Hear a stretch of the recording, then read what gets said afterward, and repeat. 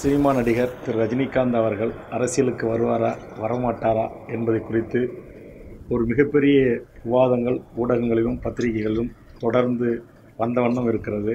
அவரை ஒரு விமர்சன கேள்வியோடு முகநூல்களிலும் பத்திரிகைகளிலும் தமிழ் சமூகத்தின் இளைய தம்பிமார்களும் மாணவர் செல்வங்களும் பொதுமக்களும் விமர்சனம் வைக்கின்ற போது அந்த விமர்சனத்தை கூட தாங்கிக் கொள்ள முடியாமல் சகித்து கொள்ள முடியாமல் ஒட்டுமொத்த தமிழர்களையே கீழ்த்தரமானவர்கள் என்று திரு ரஜினிகாந்த் அவர்கள் குறிப்பிட்டிருப்பதை தமிழக வாழ்வுரிமை கட்சியும் நானும் மிக வன்மையாக கண்டிக்கிறோம். இந்த கீழ்த்தரமான வார்த்தை என்பதை திரு ரஜினிகாந்த் அவர்கள் உடனடியாக திரும்ப பெற வேண்டும். அதோடு மட்டுமல்ல, அவர் அரசியலுக்கு நான் வருகிறேன் என்று சொன்னால் அரசியலுக்கு வருவதற்கு முன்பாக தமிழர் நிலத்தில் தற்போது இருக்கிற மிக முக்கியமான பிரச்சனைகள் குறித்து திரு ரஜினிகாந்த் அவர்களுடைய பார்வை என்ன என்பதை தன்னை வாழ வைத்த தமிழ் மக்களுக்கு அவர் ஒரு தெளிவான ஒரு புரிதலை உடன் கூடிய அறிவிப்பினை வெளியிட வேண்டும். இது ரஜினியினுடைய ஒரு பகல் கனவாகத்தான் முடியுமே தவிர இன்றைய தமிழ் சமூகத்தின் இளைஞர்களும் மாணவர்களும் பொதுமக்களும் கடந்த கால ஒரு புரிதல் இல்லாமல் இருந்தது போல் இனி இருக்க மாட்டார்கள்.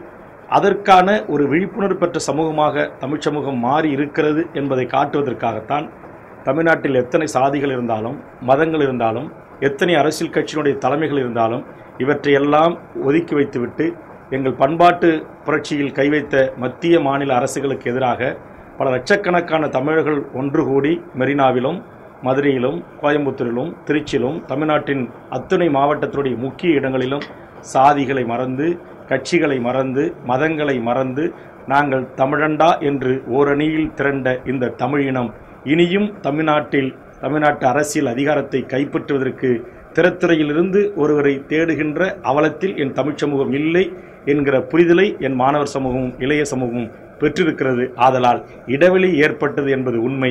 அந்த இடைவெளியை நிரப்புவதற்கு நாங்கள் 7 கோடி தமிழர்கள் இங்கு அரசியல் கட்சி நடத்துகிறார்கள், அரசியல் இயக்கம் நடத்துகிறார்கள். அவர்களின் பிரதியாக ஒருவர் இந்த மண்ணை ஆள்வதற்கான வாய்ப்பும் சூழலும் உருவாகுமே தவிர ஒரு காலத்திலும் ரஜினிகாந்த் போன்று இனி ஒருவர் சினிமா துறையிலிருந்து இந்த நாட்டை கோலோச்ச முடியாது. அப்படி ஒரு இளிச்சவாயர்களாக இந்த தமிழினம் இனியும் இருக்கக்கூடாது என்பதுதான் எங்கள் கட்சியினுடைய நிலைப்பாடு, வேண்டுகோள். தொடர் தமிழ்நாட்டின் மிகப்பெரிய பிரச்சனையான வறட்சி நிலவி கொண்டிருக்கிறது. 400க்கும் மேற்பட்ட விவசாயிகள் செத்து மடிந்திருக்கிறார்கள். 45 நாட்களுக்கு மேலாக தென்னிந்திய நதிகள் இணைப்புச் சங்கத்தினுடைய தலைவர் திரு ஐயாக்கண்ணு அவர்கள் டெல்லியில் அமைதி வழியில் அறவழியில் போராடிய போதும் அம்மனமாக பாரத பிரதமரின் இல்லத்தை நோக்கி ஓடிய போதும் வாய் திறக்காத ரஜினிகாந்த் அவர்களுக்கு சென்று ஓடோடி ஒரு ஆறுதல் சொல்ல முன்வராத ரஜினிகாந்த் அவர்கள் உலக பூமி பந்தில் இருக்கிற 132 நாடுகளிலே ஈழத்தமிழர்கள் வாழ்கிறார்கள், நம்முடைய தாய் தமிழ் உறவுகள் வாழ்கிறார்கள். அங்கெல்லாம் அமைதியான வழியில் அறவழியில் அந்த உயிர் நீத்த மாவீரர்களுக்கும் எமது பொதுமக்களுக்கும் வீர வணக்கம் செலுத்துகின்ற நிகழ்வு நடைபெறுகிறது. அந்த நாட்டுடைய அமைச்சர் பெருமக்களும் நாடாளுமன்ற உறுப்பினர்களும் மேயர் பெருமக்களுமே கலந்து கொள்கிறார்கள். ஆனால் எங்கள் இந்திய தேசத்தில் எங்கள் நாட்டில் எங்கள் தமிழ்நாட்டில் நாங்கள் வாக்களித்து தேர்வு பெறப்பட்ட இந்த அரசு எங்களை கைது செய்து சிறையில் அடைக்கிறது, பொய் வழக்கை புனைகிறது, ஒன்று கூட விடாமல் தடிகொண்டு தாக்குகிற இந்த அவலம் போக்கப்பட வேண்டும்.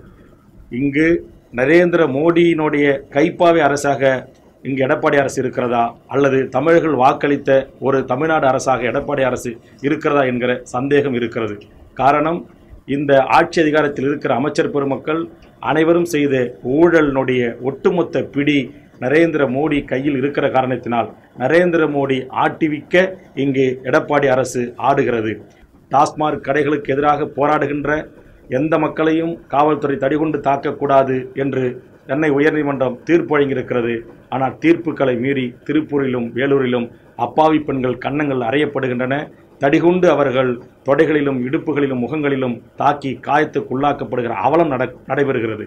ஆக இவற்றையெல்லாம் வேடிக்கை பார்க்கின்ற ஒரு நாதியற்ற இனமாக தமிழினம் சென்று கொண்டிருக்கிறது. ஆக இந்த நிலை நீடித்தால் தமிழர்களுக்கும் நல்லதல்ல, தமிழ் நிலத்துக்கும் நல்லதல்ல என்பதை தமிழக வாழ்வுரிமை கட்சி சுட்டிக்காட்ட ஆசைப்படுகிறது.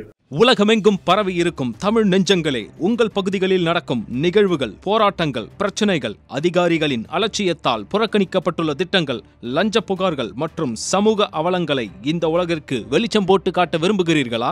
உங்கள் செல்போன் மூலமோ அல்லது தங்களிடம் இருக்கும் கேமரா மூலமாகவோ பிரச்சனைகளை வீடியோவாக பதிவு செய்து எங்களுக்கு அனுப்புங்கள். உங்கள் பகுதி பிரச்சனைகளை உலகுக்கு வெளிச்சப்படுத்தி அப்பிரச்சனைகள் நீங்க வழி செய்வதுடன் உங்களுக்குரிய சன்மானத்தையும் வழங்குகிறோம்.